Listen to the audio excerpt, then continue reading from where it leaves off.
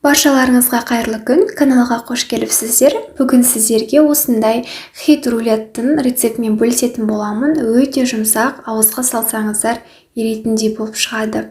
Ендеше бастаймыз. Бізге жұмыртқаның сарысы қажет болады, және де қант. Оны алғашында жаймен, одан кейін қаттырек барлығы бірігіп ағарғанша араластырып аламыз.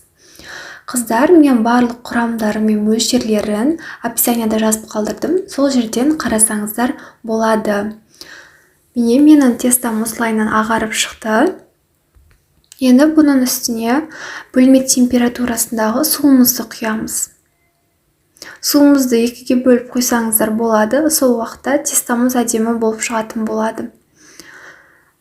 Барлығы көпіргенше, жақсылап сұйықтыққа айналғанша, қантымыз ергенше осылайынан араластырып аламыз. Енді бұның үстіне ақ майымызды құямыз. Ақ майымызды жақсылап біріккенше араластырып аламыз. Барлығын ұзағынан араластырған дұрыс. Сол уақытта рулеттеріңіздің бисквиті өте әдемі болып шығатын болады. Енді бұның үстіне ванилин қосып жатырмын. Ванилин міндетті емес. Ұнымыздың үстіне разрыхителімізді қосып, жақсылап араластырып аламыз. Ұнымызды саларда қыздар көбісі рецептте 400 грамм ба, сол 400 граммды сала береді да. Негізінде рецепт жасаған кезде бисквитта болсын, әсіресе қамырларда 10-20 граммды эксперимент жасау керек. 10 грамм болсын, кемітіп салыңыз. Содан кейін тағы 10 қажет болса, тағы үстіне қоса бересіз. Себебі егер қамыр тығыз болатын болса, көп салып жіберетін болсаңыз, онда сіздің бисквиттеріңіз шықпай қалады деген сияқты да. Соны ескеріңіздер, онда бөліп салған дұрыс сол себепті. Енді бізге қыздар жұмыртқаның ақуызы керек болады. Ақуызымызды салатын ыдысымыз құрғақ әрі таза болу керек. Венчиктерімізде дәл сол сияқты таза әрі құрғақ болуын қадағалаңыздар. Ақуыздарымызды осылайынан 5 минуттай араластырып тұрсаңыздар, көтеріліп, аппақ болып, қатты пена болып, дайын болып шығатын болады. Міне сіздерге көрсетейін. Осылайынан қатты мүлдем сұйық болып, ағып кетпейді. Енді осы дайын болған ақуыздарымызды массамызға қосатын боламыз. Миксермен емес, мен сияқты силиконды күрекшемен немесе қасықпен араластыруға болады. Осылайынан жоғарыдан төмен қарай араластырамыз. Міне бізде біркелкі қамыр дайын болып шықты. Қыздар, енді біз қызыл жүрекшелерімізді дайындайтын боламыз. Осы дайын болған массадан 2-3 қасық алып, оны үстін қызыл краскамен құйып бояй саласыздар. Оның ешқандай артық бөлек жұмысы жоқ. Бір видеоларда қарасаңыздар, осындай ақ массасын бөлек және де қызыл жүрекшенің массасын бөлек дайындап жатады. Олай өз уақыттарыңызды құртудың қажеті жоқ. Бірден бір массадан 2 масса жасай аласыздар. Қыздар, мен мұнда жүрекшені шприцпен жасап жатырмын. Сіздер кондитерский мешокпен жасасаңыздар болады.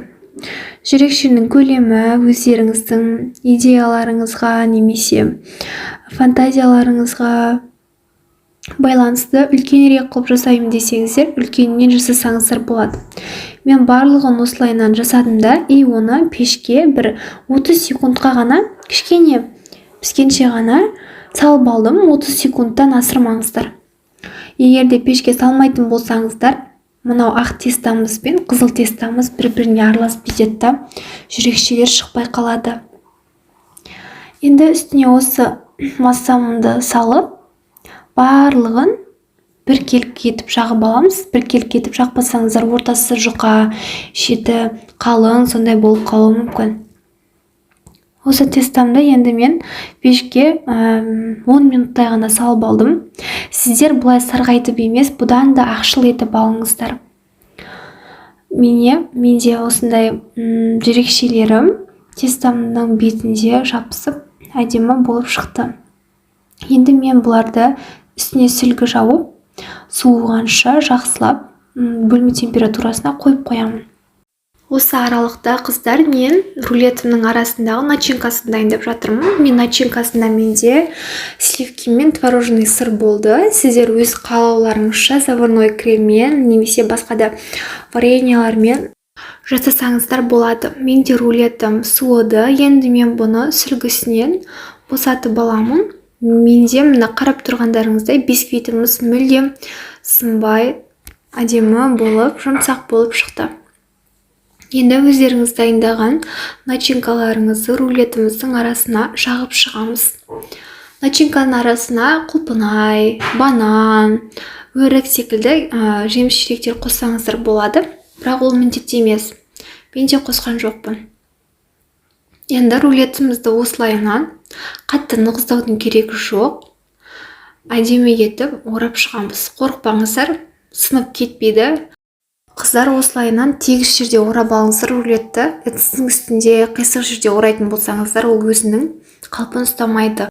Қыздар, енді рулетімізді тоңазытқышта 30 минуттай ұстаймыз. Сол уақытта начинкасы сіңіп, өте жұмсақ болып, дайын болып шығады. Бізде рулетіміз толықтай дайын болды. Көріп тұрғандарыңыздай, өзінің жүрекшелері де әдемі болып шықты. Өте жұмсақ, әрі өте нәзік болып дайын болды. Алда келе жатқан ғашықтар күніне отбасыларыңызға, немесе өздеріңіздің ғашықтарыңызға осылай жасап берсеңіздер, көңілдерінен шығатынына, риза болатынына сенімдімін. Видео ұнады деген ойдамын. Каналға тіркеліп, лайк басып мені қолдауды ұмытпаңыздар. Аз болсын, отбасыларыңызды қуантып жүре беріңіздер.